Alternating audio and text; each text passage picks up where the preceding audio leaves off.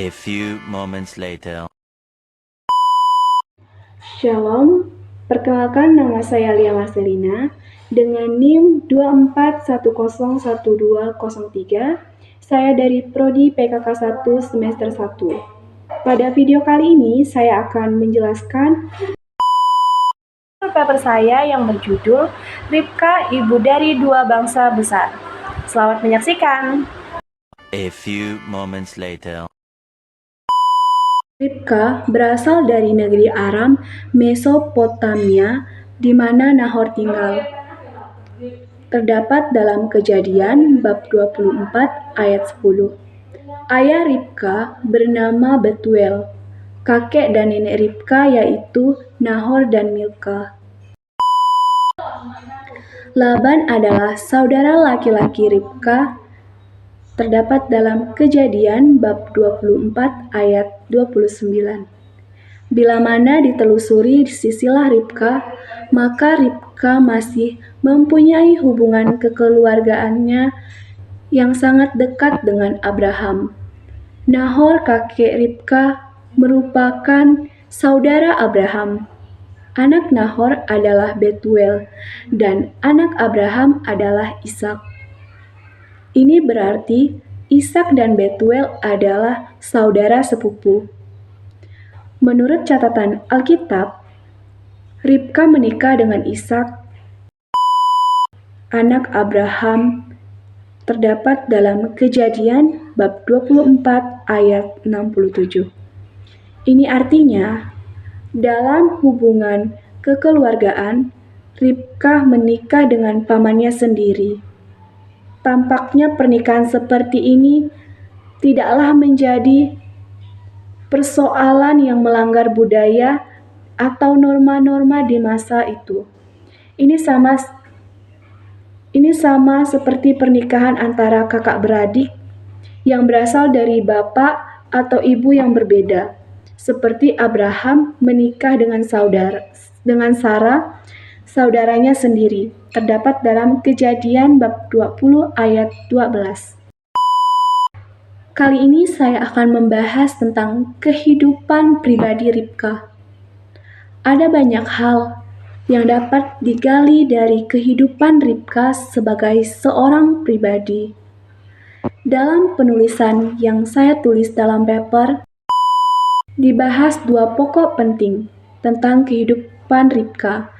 Yang pertama, yang menarik tentang Ribka seperti yang dinyatakan di Alkitab bahwa dia seorang wanita yang cantik, masih perawan dan belum pernah bersetubuh dengan laki-laki. Terdapat dalam Kejadian bab 24 ayat 16. Catatan tentang seorang wanita yang cantik merupakan hal yang biasa dalam Alkitab. Itu juga dilakukan kepada wanita-wanita lain seperti Sarah, Rahel. Namun, apa pentingnya mencatatkan keadaan Ribka yang masih perawan? Maria, ibu Yesus, juga dinyatakan sebagai seorang perempuan yang masih perawan. Terdapat dalam Lukas bab 1 ayat 27. Adakah maksud khusus dalam hati Musa sehingga dirasa perlu mencatatkan keadaan Ribka yang masih perawan dan belum pernah bersetubuh dengan laki-laki? Beberapa alasan yang dapat diberikan yaitu yang pertama, Abraham meminta hambanya Eliezer untuk mencarikan seorang istri bagi Ishak. Adapun syarat-syarat yang diberikan Abraham kepada Eliezer yaitu, yang pertama, calon mempelai wanita tidak boleh dari bangsa Kanaan. Yang kedua, calon mempelai wanita harus berasal dari negeri dari mana Abraham berasal dan dari keluarga Abraham sendiri.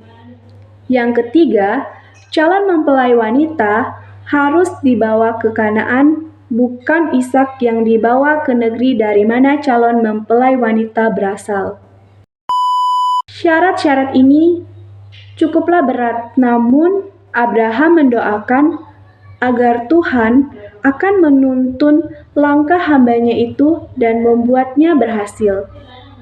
Lagi pula, sang hamba sendiri berdoa kepada Tuhan agar Tuhan memberikan tanda sesuai yang dia minta sebagai jawaban bahwa Tuhan sudah menyiapkan seorang wanita bagi Ishak. Terdapat dalam Kejadian bab 24 ayat 3-7. Yang kedua, Musa ingin menyampaikan kepada para pembaca akan keberadaan Ribka sebagai seorang wanita yang memiliki perilaku dan pergaulan yang baik. Itu sebabnya Ribka dapat mempertahankan kesucian hidupnya.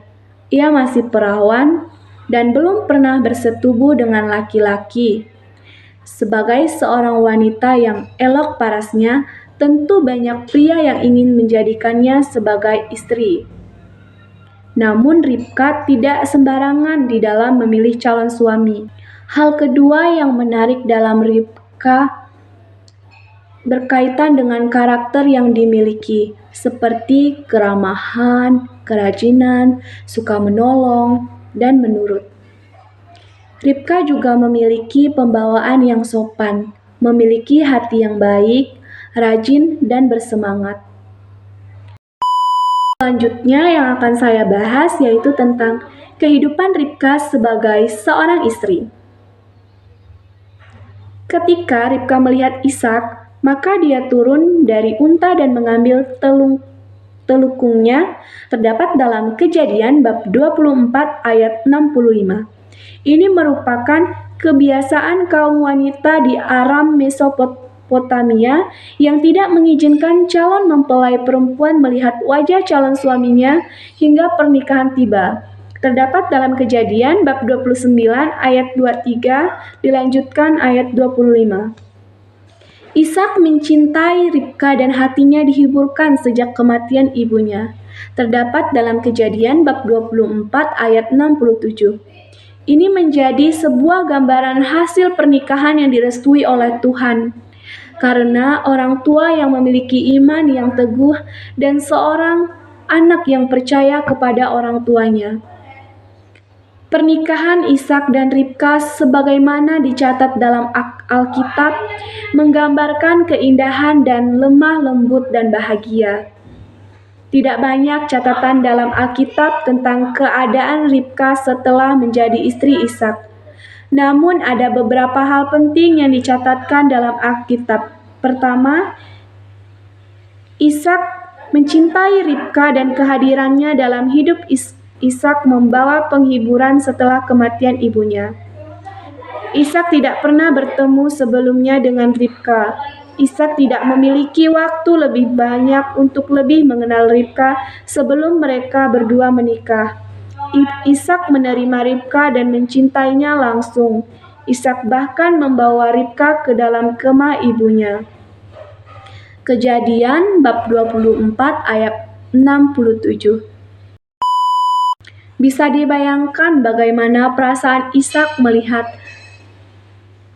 istrinya tidak bisa memberikan keturunan baginya selama 20 tahun pernikahannya. Bagaimana dengan Abraham sendiri? Ketika Ishak lahir, Abraham berumur 100 tahun.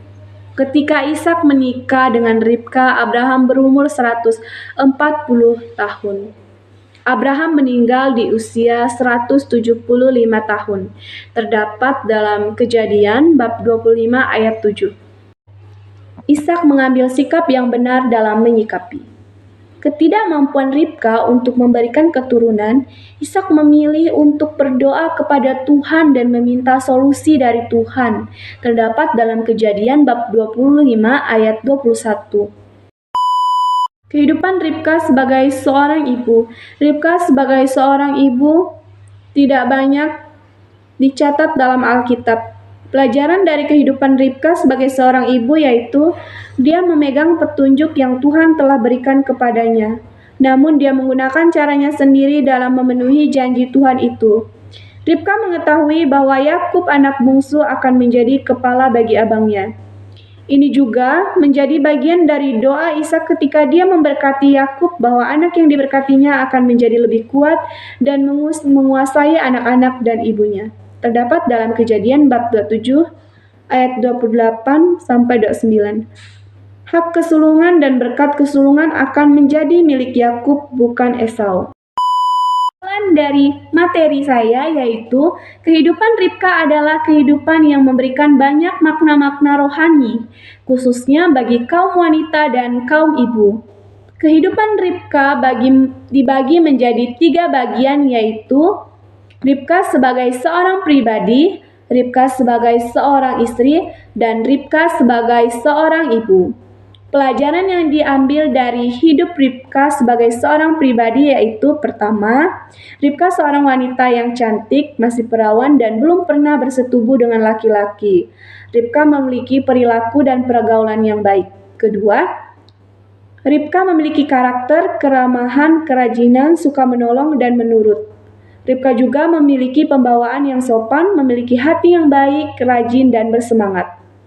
Pelajaran yang diambil dari hidup Ribka sebagai seorang istri yaitu pertama, Ishak mencintai Ribka dan kehadirannya dalam hidup Ishak membawa penghiburan setelah kematian ibunya. Pelajaran yang diambil dari hidup Ribka sebagai seorang ibu yaitu waktu Ribka sedang mengandung, Ribka menjadi gelisah melihat keadaan dirinya dan kedua bayinya dalam kandungannya. Akhirnya Ribka memilih untuk meminta petunjuk dari Tuhan. Ini salah satu keputusan yang bijak ketika seorang mengalami kegelisahan dalam hidup. Meminta petunjuk dari Tuhan merupakan cara yang terbaik dalam mencari solusi. Sekian video dari saya ucapkan terima kasih. Semoga Tuhan Yesus memberkati.